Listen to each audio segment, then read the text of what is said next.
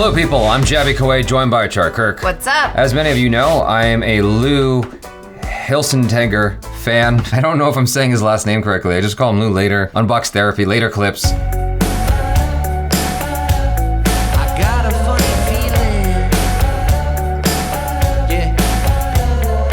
Lou Hilsentegger. I'm a huge fan of his, and this is a clip from his Later Clips YouTube channel, which it takes clips from Lou Later, his podcast. If you guys haven't watched it or listened to it at all, I suggest you do, because I just like listening to his conversation with Billy Do. He's got good conversation there. And this particular clip is called Elon Musk versus Mukesh Ambani. Okay. I figured this one would be of great interest to a number of you guys, so I thought we could look at it. Again, please subscribe to Lou Later, or his clips, at least Later Clips, or Unbox Therapy. Here's another one. Apparently, Elon Musk is facing some AMBANI challenge over there in India. It's a little bit of a race to do the Hyperloop thing first in India to connect some cities. And it has actually been a little bit since we talked about the Hyperloop as far as the variety of projects that Elon has been somewhat associated with. The Virgin Hyperloop, we've seen a test run. I've seen a test run. Actually, I think a clip might be linked in this particular article of an early test run. Now, Indian billionaire Mukesh Ambani wants to be involved. He wants to partake. He has upped the stakes with an investment of $25.76 million in Skytran, acquiring a majority stake. And it's like Hyperloop. It will use the power of magnets to offer a carbon emissions free of traveling faster within urban cities. So the only difference, I read through this article, the only difference I could see was that Skytran, the company he invested in, was more interested in within the city type of transport, slightly shorter distances, whereas Hyperloop is more like connecting cities, city to city type of speed. Of course, these things can travel. They successfully carried 2 humans through a tube. Hyperloop did it at 160 kilometers per hour. And it was magnetically levitated, the pod that they were sitting in. So they effectively did it. I gotta admit, I watched the clip and I was like, that's cool. It was a little shaky. Yeah. I know that sounds so nitpicky. I'm like, no, they're levitating. I really do. They're traveling super quick. 160 kilometers. It looks shaky though. I thought that too. When it actually becomes commercially available, and I get it, because like think about trains. They're not completely smooth, right? Although bullet trains are... They're pretty smooth. A bullet train would be what you're up against here. I guess so, yeah. But see, we never had much experience with the bullet trains around here. I really feel like I missed out on something in life. Oh. You must have bullet trained in Japan, I would guess. From, I think, Tokyo to Kyoto or Osaka. You were just a bullet. And it was quick. You were a bullet. You gotta get on that mic, Willie Do. You got the landscape on the side. Oh, very good. Wow. You're reminiscing right now. Eating some bento. Easy. Easy. You don't have too good of a time, man. Jeez. Everybody's trapped at home right now. You're over there in Japan. So those exist, but obviously in these places where they're goofing around, where they're experimenting with these magnetically levitated pods, those places don't typically have the high speed or the bullet trains anyway. Even in the US or here in Canada or wherever some of the original proposals were coming from around Hyperloop. But it turns out India has become a battleground because there's a lot of people to move around and a future that needs to be built. Yeah. And so there's a little bit of a head-to-head thing going on. I don't know that it's quite head-to-head because, like I said, they have a slightly different target, but nonetheless, it seems that there's a collision course between these moguls where everybody's trying to be a part of the future in similar ways, whether we're talking about Bezos, whether we're talking about Musk or Ambani, or it's all this diversity of projects. That's crazy, man. Yeah, That's crazy. That would be very helpful because I'm just thinking about like even just the infrastructure of Bangkok alone, right? Because we also used to have well, we still do, have horrendous traffic jams. But then they made the SkyTrain, which helped a lot just to transport people within like the main part of the city. And it's now expanded right to where my parents live. And now it's like it's connecting even more people. So like imagine what a super fast version of a SkyTrain could do for a busy city in India. So Ambani, he wants to have it where it's just within the cities. Like That that's the seems to be- SkyTrain. It seems to be what they're where saying. Elon like, Musk and someone else, Virgin, I guess, they want to go across the country or across the world. across cities. Across cities. Okay. So like say you could have like a super fast train taking you from LA to San Francisco Okay, gotcha. Yeah. or like LA Or to Las Vegas. Or to New York. Yeah. Or whatever, Gotcha. you Yeah. know. I mean, it'd be pretty cool. Imagine if and you it's- could like go to Las Vegas in half an hour. right, as opposed to 3 to 5 For hours. like 4 hours or whatever Yeah, it is. you don't have to deal with tickets anymore. And Yeah, traffic, you could just read a book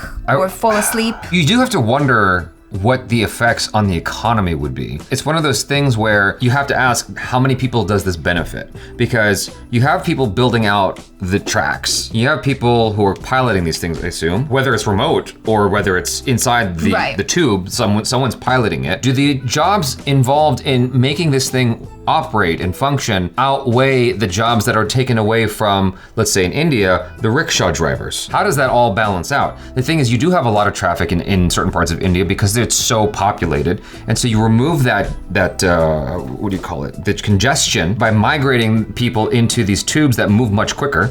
Yeah. What do all the people who have been transporting all those people do? Like, do they have to learn something new now? Like, you know what I'm saying? Like, I do Perhaps, wonder but- about the effects on the economy. Like, it's functioning right now as it is. Like, is there a plan in place to adjust for all these people who might be out of work for a minute? True, there is Yeah. that aspect, but like even thinking back to Bangkok and the SkyTrain and then the underground train, which has helped a lot. I still see taxis everywhere. They didn't just disappear because now you've got options. Now you've got the option if you feel so inclined to take a taxi or a rickshaw or drive or whatever Yeah. you can, but it's also super convenient to just jump on a train. It might generate more for the economy. In fact, it will help with tourism and whatnot. You know, Yeah, people and have more help- options to get around. And help people to get to work more easily, Right. and help people to go out and spend money because Right. now you're like, oh, it's so easy, I can just jump on a train to the mall or something. I don't know how the tax system works in India. I mean, if AMBANI is working with the government to make this thing happen and the money is being injected back into India's infrastructure, like to take care of roads, to take care of schools, to take care of whatever, and that's cool as well because now people are paying for this service to use regularly. They'll get memberships. Like, I mean, I don't know, I'd imagine like we have the Metro memberships over here you can Yeah. pay for. That's pretty neat. The possibilities are endless and it's pretty cool. I wonder how it's going to work with flying. I would imagine airplanes cost way more in terms of fuel expenditure and all that because this is levitating on magnets. I would imagine it's better for the environment Too. Yeah. Environmentally, it's awesome, and like Yeah.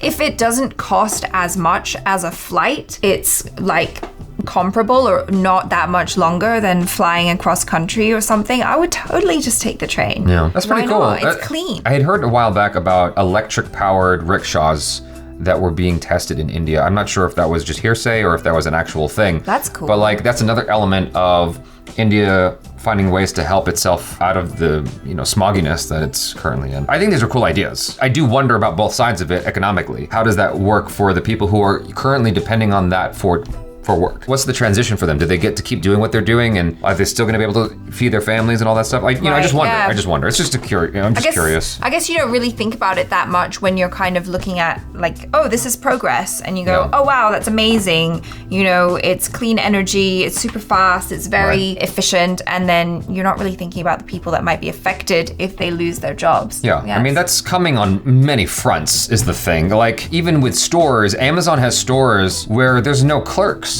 You walk in and you take what you want and leave, and it somehow scans you and charges you. Oh, so like even if you were a thief, You can't be a thief. You can't. You get charged for it. how? I don't know how that works. Do you have to be an Amazon customer? Like you have to be on I think Amazon? so. What if you don't have an Amazon Prime account? I don't know how those stores work. I haven't used it. I'm just saying those stores exist. That's amazing. It's strange. Like, Amazon's going in a few different directions because the thing about it is, like, seems like they were single-handedly responsible for kind of like getting rid of, mom and pop bookstores and like there's way fewer Barnes and Noble around, right? But then they're bringing back physical bookstores. I've been in one. Like, it's weird. It's weird. You know what I'm saying? And so it's strange that they're bringing back this thing because people want analog again. They want to get away from everything being digital. And Amazon's realizing that and being on the front of it. I'm surprised there's not an Amazon bullet train. So, it's crazy. The future's crazy. It's wild. I thought there was going to be a little bit more stacking of like Elon Musk versus Mukesh Ambani. yeah. Like, but I mean, this is an important frontier to be discussing. This is like the future. You know, Well, it seems like Mukesh Ambani was kind of like, oh, I see you, Elon Musk. right. I raise you doing that in India. Right. Because I am not going to be left behind. I'm going to helm my country into the future.